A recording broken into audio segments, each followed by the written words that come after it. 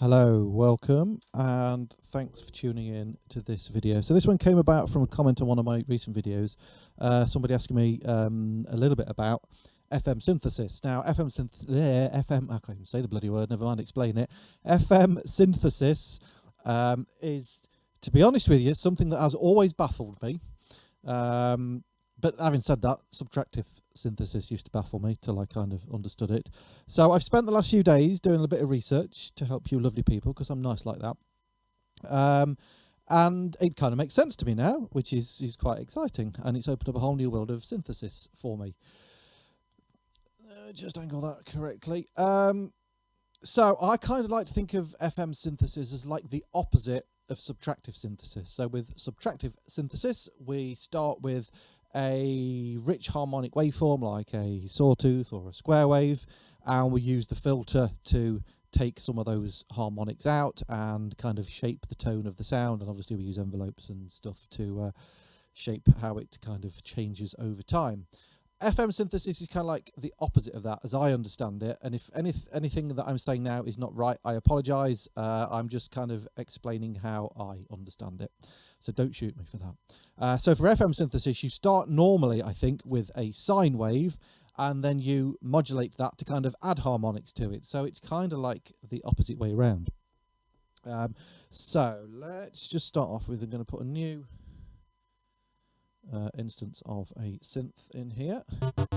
So the first thing we've obviously got to do is put it into FM mode, because the default setting is subtractive synth. So we're going to hold down shift, and just here we've got the one that says synth mode. So we've got three modes. We've got subtractive synth, we've got FM, and we've got ring mod. I'm going to get my head around ring mod at a later date. So we'll just select FM synth, and okay, we just get a sine wave. If you put that through an oscilloscope, you will see that is a simple kind of sine wave. So it's just got like as you press on here, you get the main fundamental note and very little else. There's very little, no harmonics in a sine wave. If you've got an absolute pure sine wave, there are no harmonics whatsoever, which is why filters don't work on a sine wave.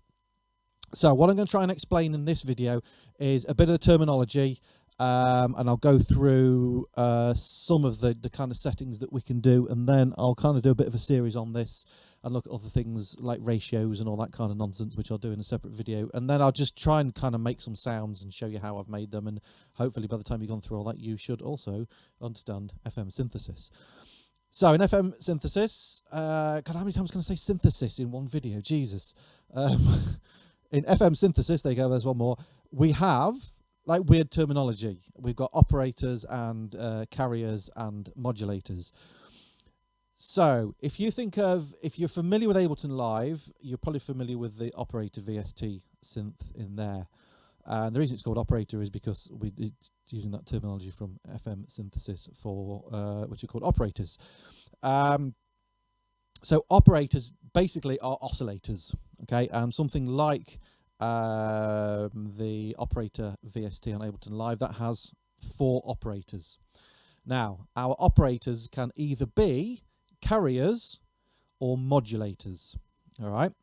So if it's a carrier, you hear the sound coming from it. It's an audible sound, a sine wave. On the Deluge, it's limited to a sine wave. On something like the operator VST in Ableton Live, you can actually change it to different waveforms as well. But what you want to think is, your operator, if it's a carrier, you are hearing that sound. Okay, so if it's a modulator, you don't hear the sound. All right, it's still using a, it's still an oscillator, so it's still kind of producing a waveform, but it's not sort of wired to the output of into your speakers or whatever. Okay, so if it was, you would be able to hear it because it's within the audible range. So the main difference between your modulators on like FM synthesis and say an LFO is that an LFO, which is a low frequency oscillator, which is a very slow moving wave, they are below human hearing. Okay, so they go up to 20 hertz. A modulator will be above that. It is in the range of human hearing, but you won't hear it because it's not actually wired to output the sound. Okay, so hopefully that makes sense.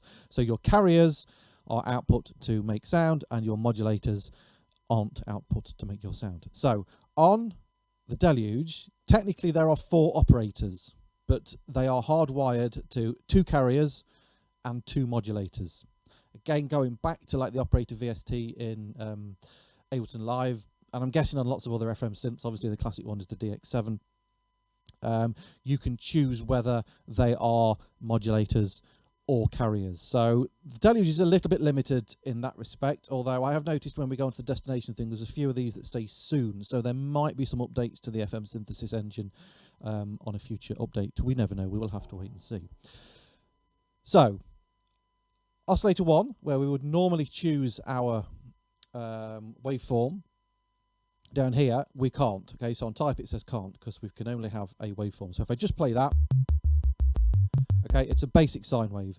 Oscillator 2, I'm not using at the moment, that's turned down. So oscillator 1 is just turned up to 50, full volume. Okay, so that is called a carrier. So that means we can hear that sound. If I turn that down, okay, so we're not hearing anything, and go to FM mod 1, which is also an oscillator, okay, which would be in the range of human hearing, but it's not, when I'm playing on here, that's turned up to full volume, it's not wired to send that sound out through the speakers, okay, so we're not hearing that because that's just going to be used to modulate our carrier, okay? With me so far? Yes, I know, it's complicated, but stick with it. So we can bring up, let's just bring up oscillator 1 again. Okay, now if we bring up oscillator 2, okay, it's just going to get slightly louder because it's playing at the same pitch. If I transpose that up, you'll hear that we've now got we've got 2 octaves. You can hear that. Okay, so we've got both of those two playing. So we've got two carriers that we can play with. So I'm going to just try and draw a few kind of descriptions for this because it sort of makes sense of the different what are called algorithms that we can have. So if you look in if you look on the DX7, you'll see all these weird squares of things on it. And same with operator, there's different ways you can route your carriers and modulators. So kind of like the first way we could do it is, and I'm trying to write this whilst having a massive microphone in front of my face and also a camera, so bear with me, is we can have, okay, carrier 1, which will output a sound. So that is going to be like my sound wave. And we can have carrier 2, okay, which will also output a sound wave. So basically what's happening with those when we turn those 2 volumes up is those 2 are kind of like summed together and we get 1 output. Okay, so that's one way of having a basic sound. If you want just a basic sound sine wave, not very exciting, but that is one algorithm that we can use. And obviously you can apply the envelopes and so on to it. So if we put some release and attack on that. Okay, so you can do the normal envelope things with it as well. I'll leave a bit of release on there because it sounds quite nice. That'll do. Okay, so that's kind of algorithm 1. So that's just outputting the 2 carriers. Now, one thing we can do with both carriers, and this is kind of like another sort of algorithm, is, just turn that down a second, you can kind of take its output and feed it back into itself. So we've got carrier 1, so this is the output, and then it kind of sends it back into itself, and I'll show you what that does. So I'm just going to turn down oscillator 2, which is carrier 2.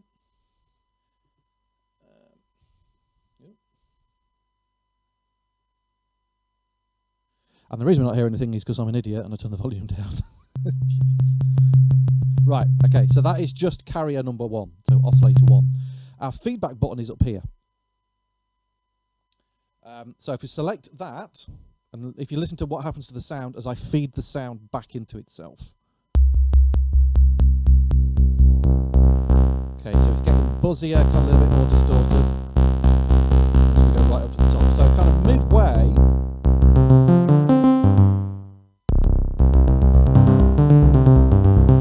Straight away we've got quite a cool, nice sounding bass sound. And that's just one carrier feeding back into itself. If I come back to my trusty notepad, we could do the same thing with carrier 2, feed that back into itself, and then we can sum those 2 together and we can get another cool sounding waveform. So let's bring oscillator 2, I should say carrier 2, back in.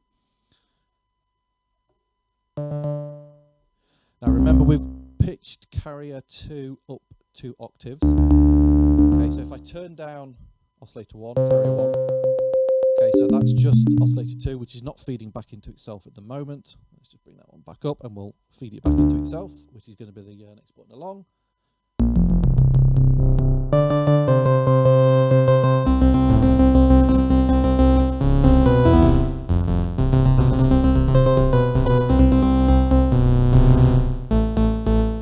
Okay, so it's starting to get a little bit of that like metallic kind of ring that is very famous with FM synthesis, but still quite a fat kind of sound, right?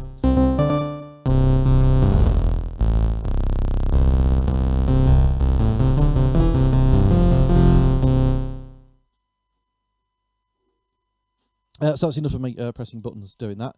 And we've not even done any modulation or anything yet. That's just the feedback. Okay, so there's various options that you've got there. Right, let's get rid of all the feedback for now. And we'll turn down oscillator 2 and we'll just have a look at a little bit of modulation. So we're just listening to carrier 1 at the moment, just in its basic format. So we've got 2 modulators down here, and what happens with start again. This modulator, and I'm not entirely sure what waveform this kind of throws out. I'm guessing again it's another sine wave, although they do sound slightly different, which you'll hear in a minute. That's going to modulate the pitch of carrier 1. Now you're probably thinking, well, that's kind of like what an LFO does, but the difference with this is because it's moving so fast, it's like rather than an LFO which is kind of going like this, you don't kind of hear the changes in tone. It's so fast your brain can't kind of comprehend that, and it just kind of sounds like it's adding more harmonics to it. And what will happen is if you put this through like an oscilloscope, you will see you would have the main fundamental, and then you'll get loads more up at this end, loads more harmonics appearing. So let's go a little bit higher up, because there we go. So I'm going to choose modulator 1, and if you'll hear straight away what happens as I start to modulate carrier 1 with modulator 1.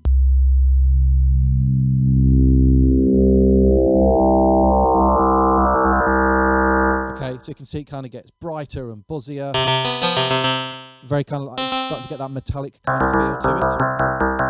Okay, now as I turn that up, you may have noticed this one lighting up. So, because you don't use a filter in FM synthesis, the cutoff and the resonance becomes the controls for modulator 1 and modulator 2. And the weird thing is, I've had my Deluge for about 1.5 years now, I've never actually noticed that after cutoff it says FM. Who knew? So anyway, so rather than having to dive into, selecting that one and that one, you can control it with this. So if I do the same thing, okay, so that's modulator 1. So what I've done there is, let's draw another little picture. So this is my third kind of algorithm, is, let's turn that down again. Modulator 1 is modulating carrier 1, and that is giving us yet another different kind of sound. Okay, so let's just do that with modulator 1 again. Okay, now we can also do the same thing just with modulator 2, which actually gives us a slightly different sound. So this is my kind of fourth algorithm. So modulator 2, going to carrier 1, again is going to give us a different sound again. So I'll do modulator 1 first.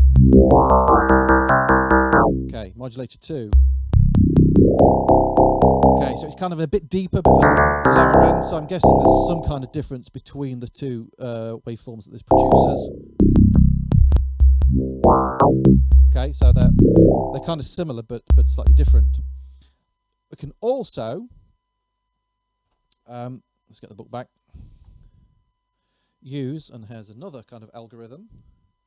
We can also use modulator 2 to modulate modulator 1, and then kind of like the outcome of, so this is going to change the waveform of this to then modulate carrier 1, and that's going to give us yet another sound. So we'll bring modulator 1 up first. No, sorry, modulator 2 up first. No, actually we'll do 1 first, so you see the difference, right? If I then bring modulator 2 up,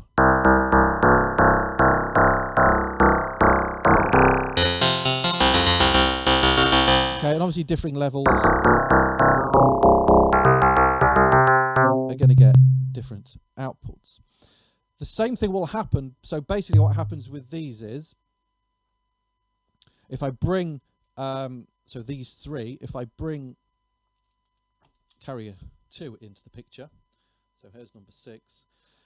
So if I kind of do this one but with carrier 2, we can have modulator 1 can modulate carrier 1 and also carrier 2. They will then sort of be summed together to give us another waveform. Okay, so let's bring carrier 2 in. Okay, so that's again giving us a different sound now with those two. And let's modulate that with number 1.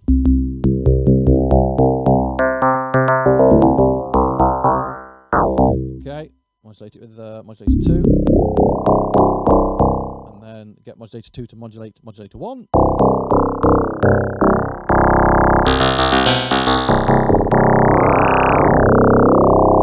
All right.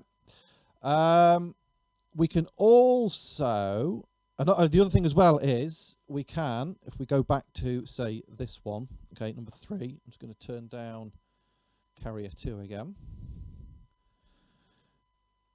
We can also have feedback on the.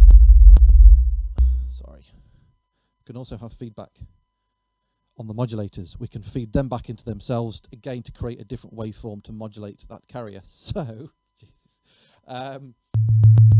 So there we've got our basic sine wave. So nothing happening on that. If I modulate that with modulator 1, we get that sound that we've heard before. I can then go up to the feedback for modulator 1, which is this one here. Start to increase that.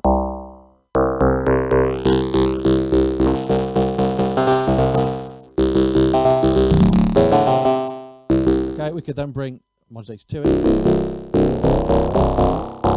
We can then feed that back on itself.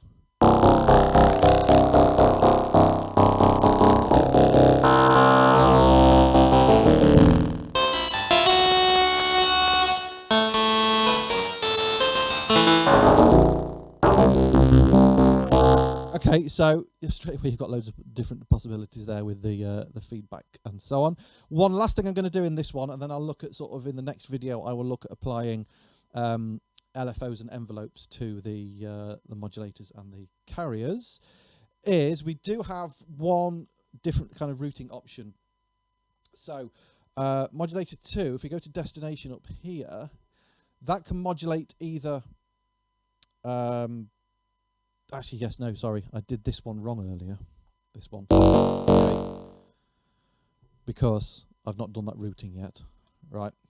So, when it's kind of hardwired, what happens is the modulators both modulate straight into the carriers. Okay, so it'll be like that one. I'm getting confusing now. So let's, right, so your hardwired basis would normally be like this. Okay, so there's modulator 1, and there's modulator 2. If we have them both up, what's going to happen is that's going to modulate carrier 1 and carrier 2. I think I'm right with this, okay, and that will also modulate carrier 1 and also carrier 2. So everything's kind of modulating everything else, and then the sum of all that is output as our sound. So the other way we can route stuff is like this, for modulator 2 to modulate modulator 1 to go to then either one or both carriers, and we do that with the destination here. So you can see here it can be modulator 2 can either modulate the carrier or mod 1. So let's turn some stuff up, and I'll change between the two, and hopefully you can hear the difference then. So let's bring the volume up of. I'll take all the modulation off for now and just bring the volume of carrier 2 up so we can hear both of them. Okay, so let's bring modulator 1 up. Let's go halfway. Modulator 2. Okay, so at the moment that is doing this kind of algorithm. Modulator 2 is modulating both of those. Modulator 1 is modulating both of those. If we change it round to this one, choose our destination as carrier. Okay, you can hear the difference. Start to get very much more kind of metallic sort of sound.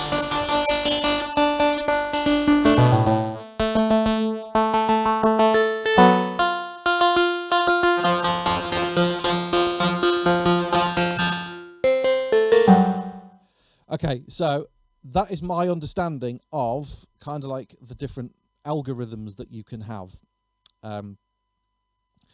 with this. I may be wrong on some of those, but that is kind of my understanding of it. There seems to be very little stuff out online or in the manual about the kind of the algorithms, and it'd be useful if somebody could do a little schematic of the different routings on here for those different algorithms. But hopefully, having kind of watched that, you'll sort of get to have a bit of basic understanding of the carriers and the modulators, because that's the thing that always used to confuse me.